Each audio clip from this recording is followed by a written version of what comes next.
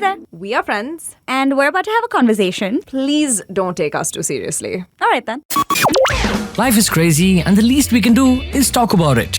Conversations with friends. Only on The Podcaster. Hi, Neerja. Hi, Ahalya. It's very good that you can say my name completely this time. I know it's hard because I've been trying to find the best nickname for you, and you don't have an easily nicknameable name. I don't. It's one of my... Ahu? Aha. My flaws. Aha.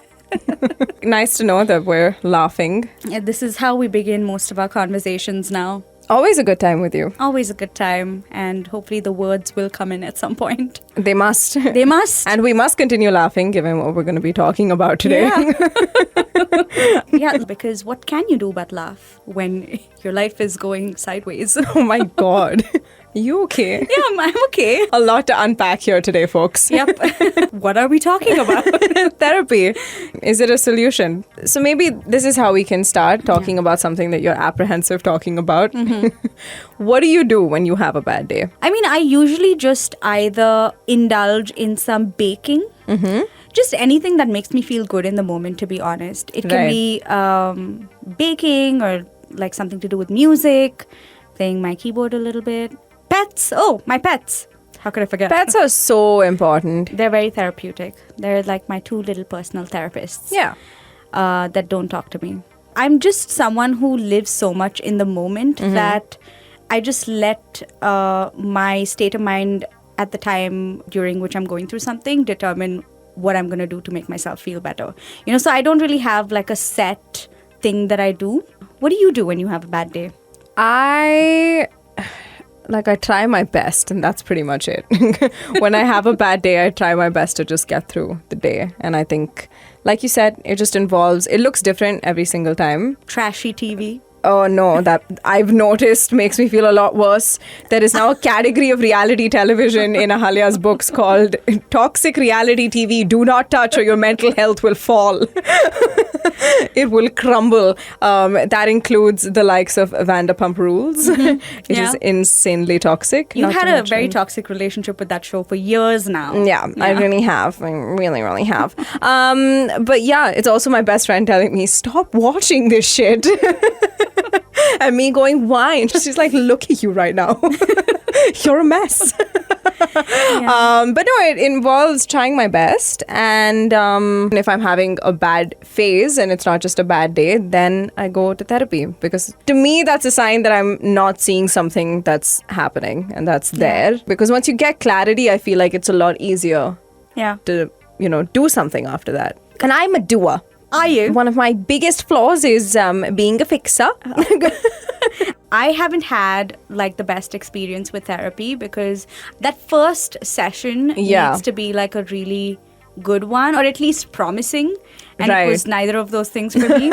In fact, it was the complete opposite. But what was that all about? Because you keep saying it's bad, but I don't know what exactly happened. All right, if we have to get into it. Well, please don't pretend. You've been waiting for this moment. Yeah. How much time do we have?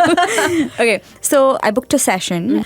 It was supposed to be a 1-hour session, right? So I went into the therapy cabin, I don't know what you call it, and I met with her, and we had barely exchanged introductions, and I told her, I basically laid out why I was there and what I was hoping to get out of the session. Okay. So contextualization, as we call it. Yeah. And 15 minutes into the whole thing, she decides to stop talking to me, or stop listening rather, which is the one job a therapist has, and then gave me a test to take. Right. And it was kind of a standard test that, they probably give like all their patients about how you feel and how extreme are these feelings, things like that. So I filled it out. And wait, how long did the test take? Like, how long was the assessment for? Another 15 minutes. Okay. So all of this happened over the span of 30 minutes, even though it was supposed to be a 1-hour session. Yeah. And then at the 35th minute, she told me that maybe medication is something I should try. And I was like, we just met. And then just stopped talking to you after that. Yeah, and then like she's- medication was her solution for the session, and then that was it. Yeah. So there was no follow up, nothing. Like, No. okay, so let's continue talking about whatever. And No, she in fact said you will have to book an appointment again with maybe a psychiatrist Yeah. and then go the medication route. but I mean, even if she thought that was the correct recommendation, it Yeah. doesn't mean you just stop the session and say like, okay, catch you later. Yeah. Well, thanks for taking the test. This has been What the royal our time. fuck. Well, thank you for contextualizing your dispassion towards therapy for me. I kind of get it now. Her name was Grace. Just kidding. Anyway, I wouldn't say averse to therapy, but I just have developed a mechanism where I can deal with it myself. You know, I'm just someone who needs to keep moving to the next thing as quickly as possible. Therapy would require me to like actually sit down and unpack how I'm feeling, Yeah. which is not something I generally do, which I guess is in itself is problematic, and which is why someone would think I should go to therapy. But I'm fine. Look at me. Look at me. Look at me. I'm all right. That's sign number one. You're not okay. I'm completely all right. Yeah, I think firsts are very important. It's literally like anything else. Why would you want to be friends with someone that didn't give you good energy the first time? Why Yeah. would you be in a relationship with someone who doesn't give you what you need? Why would you go to a therapist that can't help you? Yeah, Like, especially since you're paying them. well, yeah, what's your excuse? Yeah. I think the whole thing that you're saying about how like it requires you to like sit down, unpack it, it really is that. You wouldn't unpack anything that is so close to your heart with anyone you don't feel you can trust. It's so time consuming. Yeah. I think I'm just a walking banner for someone who needs therapy. But honestly, I hadn't known life with therapy before. Right, yeah. And then after experiencing that, I feel like it actually made me stronger because I was like, well, this isn't going to work. Okay. So I've got to figure it out myself. I think in that sense, it was definitely a turning point in my life. But sometimes it gets hard to figure it out on your own, right? Yeah, I think for some people, resilience comes from when you're thrown in the deep end and then you just have to figure out how to swim. Yeah, and I was really lucky that the first experience was like promising, like you said. Yeah. And it made me feel a lot lighter. But, you know, a lot of people might feel inhibited or like have that initial resistance Yeah. to therapy because I think the expense of it all is overwhelming to some people, right? Yeah, I mean, there's a lot of things about how like a good therapist is not going to be cheap. And I don't know why, but like mental health is just so low on the priority list. Yeah. The harsh reality of it is that unfortunately, I don't think it's an expense that a lot of people, feel comfortable making. Like they're just like, I can't afford this right now because honestly, a lot of it is. It's like $1,250 extra, and depending on how,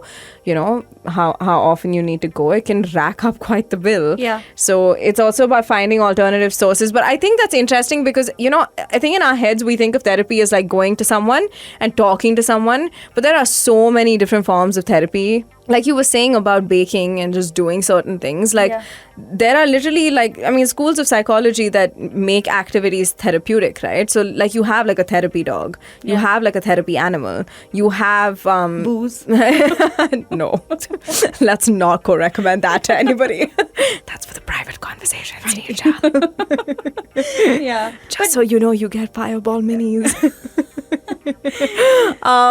No, but what I was trying to say is also like, you know, just for example, a lot of people like there's ecotherapy, right? Which is like going out and living on a farm and like being able to touch the soil and work really hard every single day. And because of that, you feel sleepy and you sleep on time. And then all of a sudden you're feeling a lot better because you're spending your time doing something you really enjoy or Yeah. that keeps you engaged and absorbed. And I think that is it. Like a lot of people think that therapy is this one thing, which is going and talking to someone and them applying psychological, you know, Theories and and- stuff on you, and it doesn't necessarily always have to be that. Yeah. If you attempt to look for a way to therapize yourself from within, is that a word? Therapize? 100%. Yeah, I think if you look for it within yourself, you definitely can come up with a few solutions or like ways to make yourself come out of a funk for sure.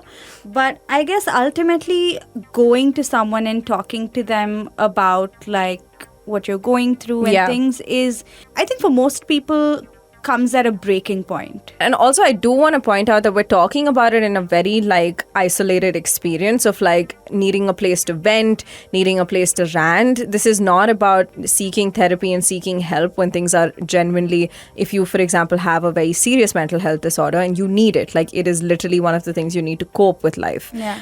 This is more about like the everyday. And I honestly think that one of the biggest things about it is also just like understanding that at the end of the day, it's just a third person. Like, this is not going to be your fix. Like, no one can fix your life except for you. It's like, even with medication, if you don't take it, it's not going to work. So if you go to therapy thinking I'm going to be completely fine after this, that's just not it. It shows you things that you may have never seen before, but then what you do with those things, again, depends on you. They're just putting the right kind of thoughts in your mind exactly. so that you can make sure it manifests into something that helps you in the long tangible run. Yeah. Yeah. But, also, I think the fear of, like, I just discovered this as I was talking to you about it, is I think for someone like me, or maybe like a general fear, is that when you go to therapy and you find yourself getting better, it's so easy to fall back into those patterns, right? Yeah. It's so easy to not do well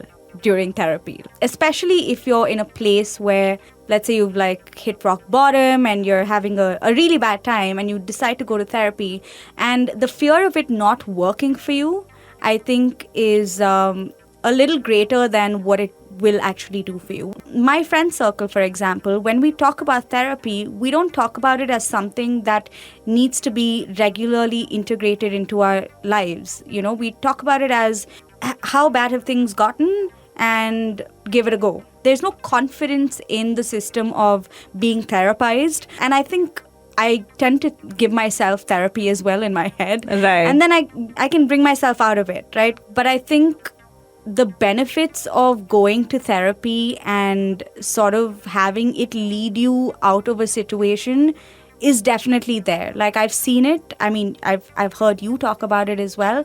So I guess it's just a matter of like, it works for some people and it may not for others. I also think that honestly, it's just about what you expect from it. Because if you expect it, like you're saying, that a fear is I could, feel bad again, or like I could have a down phase. Yeah. Like, of course you're going to have a down phase. Yeah. Of course you're going to have a bad day even after you start therapy. Yeah. But I think the idea is that you would probably get better at understanding those bad days. Like, a big thing for me in my life was like, I don't mind having problems. I just don't want to keep having the same problems over and over again. So when I started going for therapy, it was like, oh, this problem used to come up, but now like I can figure it out a little better. I understand it and I kind of see it for what it is. Yeah. So I can navigate it more easily. And it's Gives not you some that perspective, basically. yeah, and it's not that big of a problem anymore. Yeah, I think you just have to, more than anything, just be open every single time, because it's not going to, like you said, fix your life as soon as you go. And I think therapy should be given a chance at least once in your life, because Yeah. I think if anything, it gives you some sort of idea about where you stand, and you get to decide after that if therapy is something that's actually going to be productive for you, or if this one session of therapy is all you needed to go, okay, I'm done. Never again. Yeah. I mean, that's not to say, I wouldn't say just because of one experience, I'm never going to go to therapy again. I'll probably give it a try. But Yeah.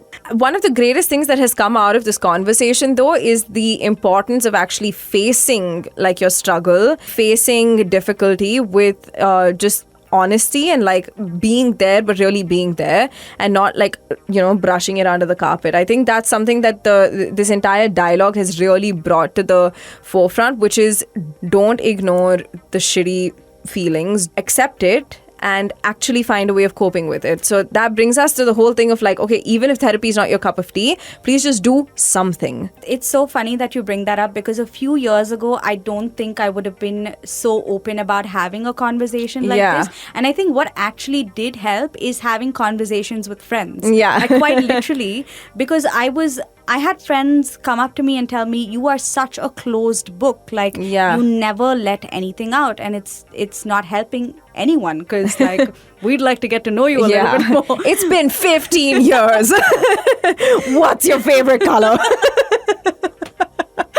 I don't have have one, okay? Yeah. But no, that really did help me come out of my like shell a little bit, and I think it really does help to talk about whatever it is, even if you just have a bad day, like you said, and you want to tell someone. The one thing that's come out of this, if anything, is I think we both started off on opposite sides of the spectrum a little bit, because you do trust in therapy, and at least the way you've experienced it. No, let me till be now. clear. I trust in my therapist. Yeah, your therapist.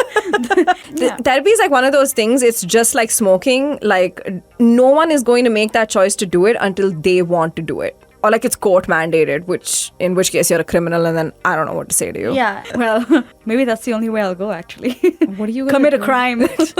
But like I said, years later, you've taken the route of therapy, and I did my own, just deal with it, bitch type of thing. And I think we've both reached a point where like you're comfortable with it now, with maybe letting people in a little bit more, as am I. Like I said, I wouldn't have been able to very openly have this conversation. Yeah. So both of those things worked. Yeah. Whatever avenue you choose, as long as it doesn't hurt you and the people around you, I think it's a good one.